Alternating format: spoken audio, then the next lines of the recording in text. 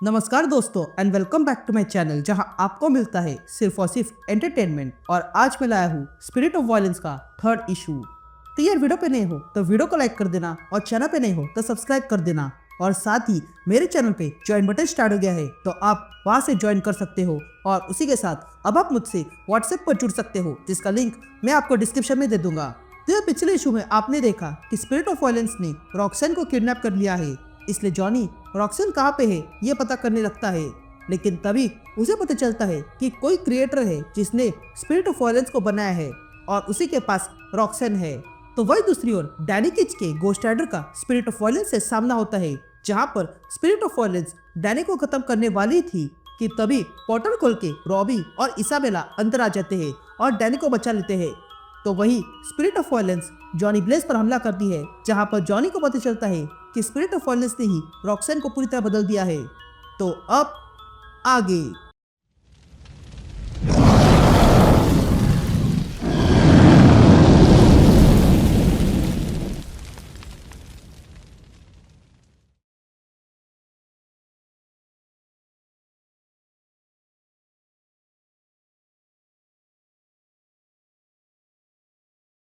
All right gang. तो issue की शुरुआत में हम रॉबी रेस और इसाबेला को देखते हैं जो डैनी की मदद करने आ चुके थे।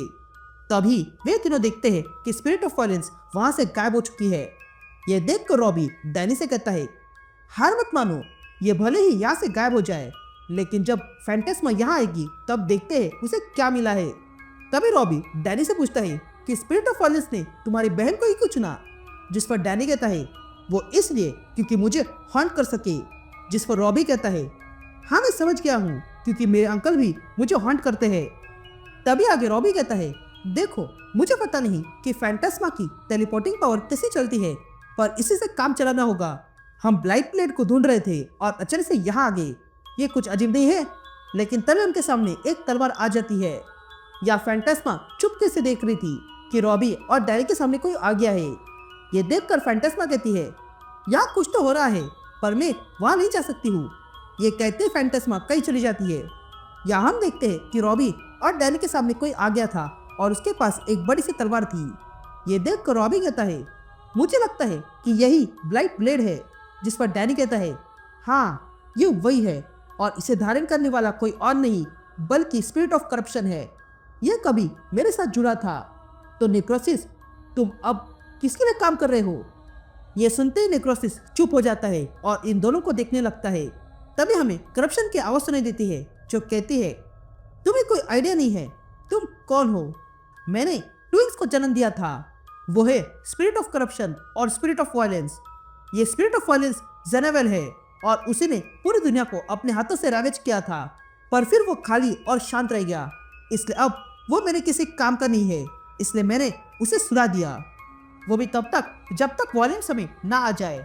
और तुम स्पिरिट ऑफ करप्शन, तुमने इस दुनिया में अपना पर्पस ढूंढ लिया। तुम अपने मालिक को भूल गए और अपना नया मास्टर ढूंढ लिया। और तुमने अपनी फ्लेम्स कोवल्सी जैसे लोगों को भेजी और डैनी को भी।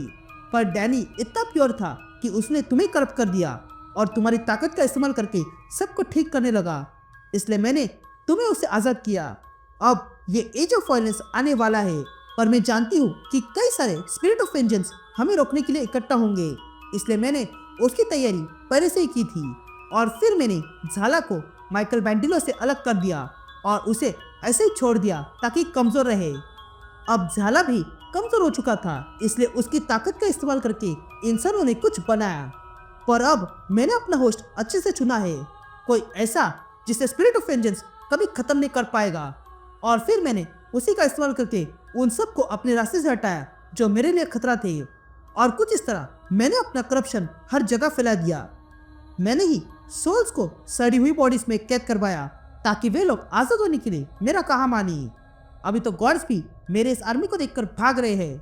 तो अब मेरे पालतू तैयार हो जाओ आगमन के लिए। यहाँ हम नेक्रोसिस को देखते हैं जिसने ब्लाइट प्लेट के जरिए दोनों गोस्ट राइडर को रोक के रखा था, लेकिन उसे पता नहीं था कि फैंटास्मा भी वही है। यहाँ नेक्रोसिस इन दोनों गोस्ट राइडर से कहता है, इससे पहले कि मैं अपना पर्पस पूरा कर दूं, यहाँ से भाग जाओ। यह सुनते ही डैनी नेक्रोसिस से पूछता है, तुम्हारा पर्पस क्या है। ये कहते ही वहाँ पर हर जगह हरे रंग की आग फैल जाती है। ये देखकर तीनों घोस्ट राइडर हैरान थे। तभी नेक्रोसिस कहता है, मेरा एक ही पर्पस है और वो है सर जमा करना। ये कहते ही वे तीनों घोस्ट राइडर देखते हैं कि वहां पर घोस्ट राइडर की एनर्जी से बने हुए रोबोट्स आ गए थे। तभी डैनी नेक्रोसिस पे हमला करता है और कहता है, नेक्रोसिस तुम हमें मार सकते थे लेकिन फिर भी तुमने ऐसा नहीं किया, तो तुम्हें अपना मिशन रोकना होगा। तो वही दूसरी ओर रॉबी और फैंटास्मा उन रोबोट्स को रोकने में लगे थे। तभी रॉबी कहता है, मुझे लगा था कि अब तक हम इतने सारे घोस्ट राइडर हैं, लेकिन ये तो कुछ अधिक हो गए। ये कहते ही रॉबी उन सारे रोबोट्स को खत्म करने लगता है, लेकिन तभी एक रोबोट रॉबी पर हमला करता है। ये देखकर रॉबी को गुस्सा आता है और वो उस रोबोट के सीने में अपना हाथ घुसाता है और उसे 2 हिस्सों में कर देता है, लेकिन देखता है ये रोबोट हेलफायर पर चल रहा था।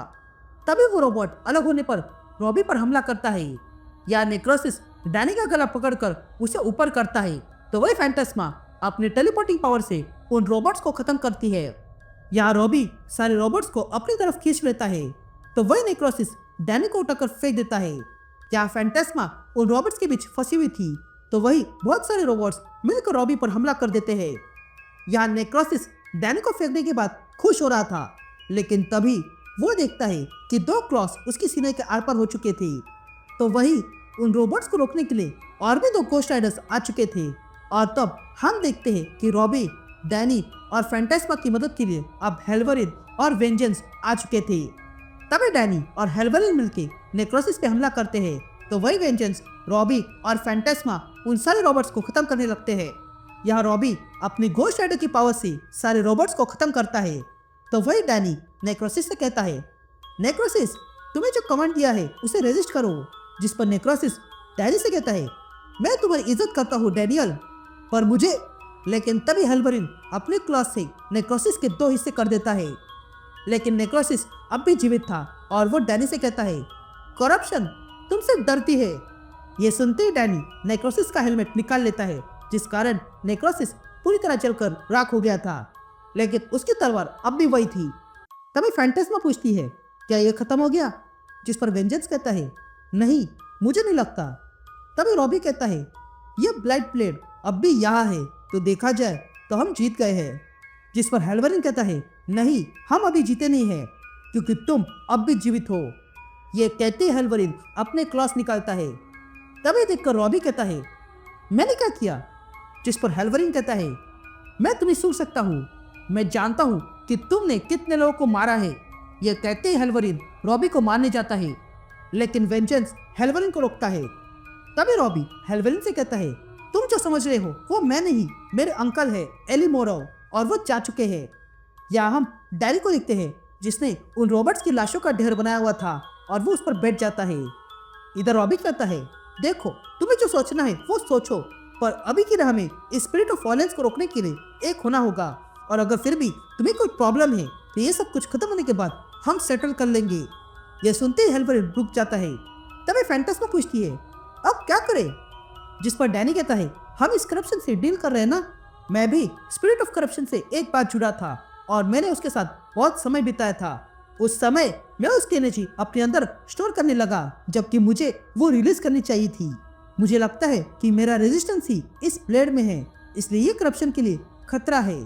तो अब मुझे समझ में आ रहा है कि यहाँ से बाहर निकलने का एक ही रास्ता है, और वो रास्ता है मेरी बहन को खत्म करना। ये कहते ही डैनी ब्लाइट ब्लेड को उठाकर तैयार हो जाता है।